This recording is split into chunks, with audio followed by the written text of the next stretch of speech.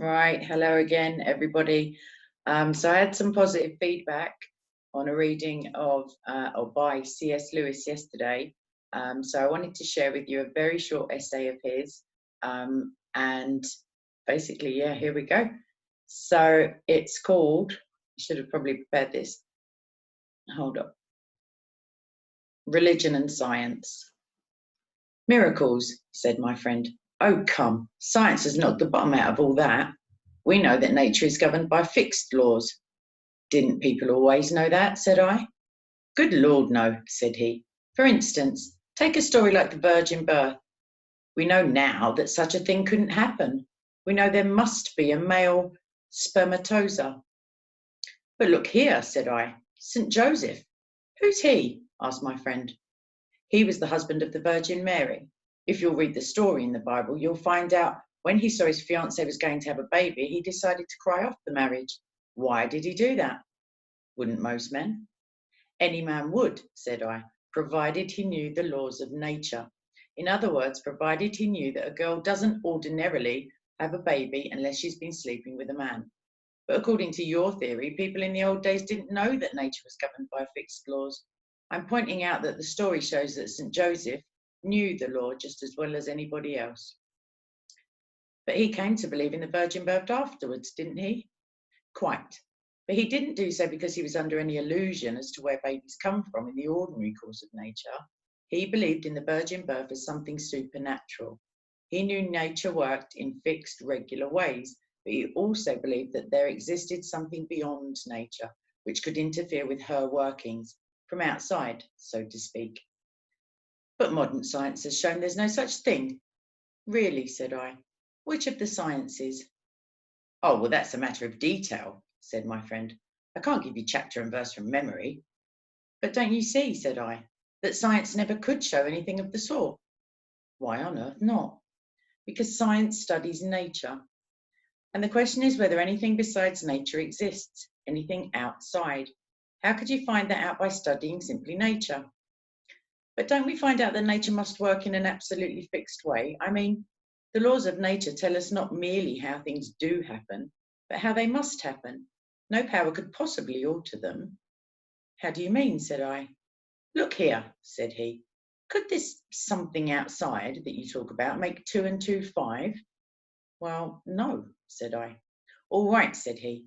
Well, I think the laws of nature are really like 2 and 2 making 4. The idea of their being altered is as absurd as the idea of altering the laws of arithmetic. Half a moment, said I. Suppose you put sixpence into a drawer today and sixpence into the same drawer tomorrow.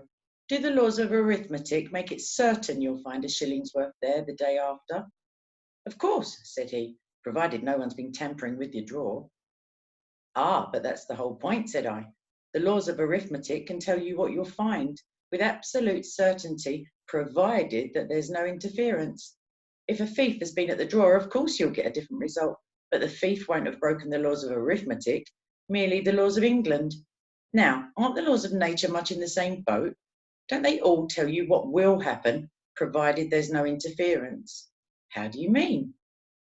Well, the laws will tell you how a billiard ball will travel on a smooth surface if you hit it in a particular way, but only provided no one interferes.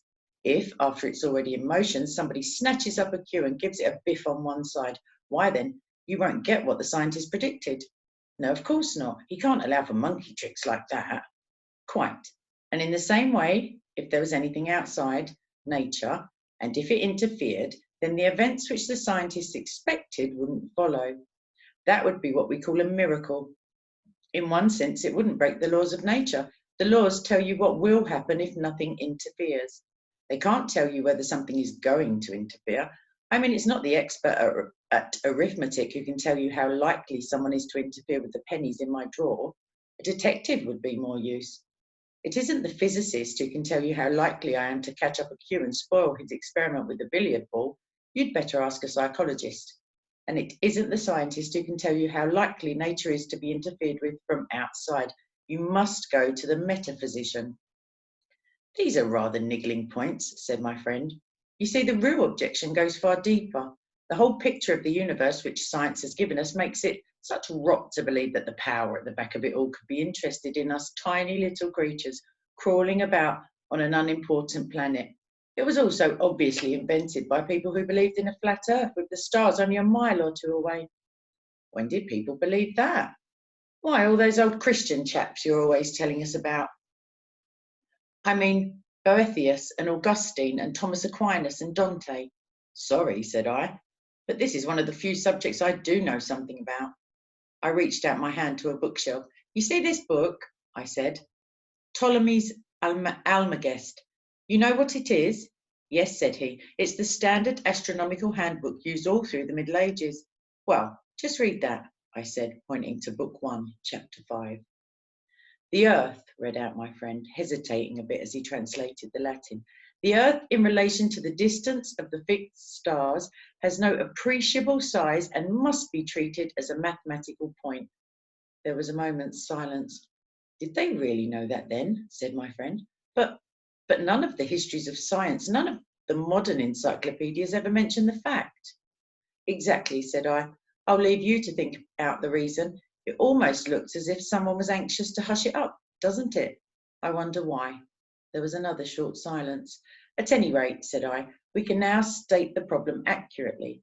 People usually think the problem is how to reconcile what we know about the size of the universe with our traditional ideas of religion. That turns out not to be the problem at all. The real problem is this. The enormous size of the universe and the insignificance of the Earth were known for centuries, and no one ever dreamed that they had any bearing on the religious question. Then, less than 100 years ago, they're suddenly trotted out as an argument against Christianity.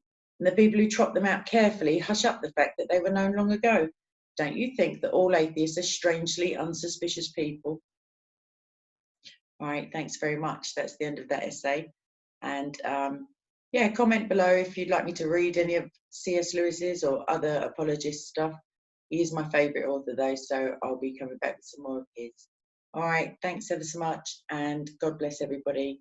And I hope that edified somebody. All right, good night. God bless.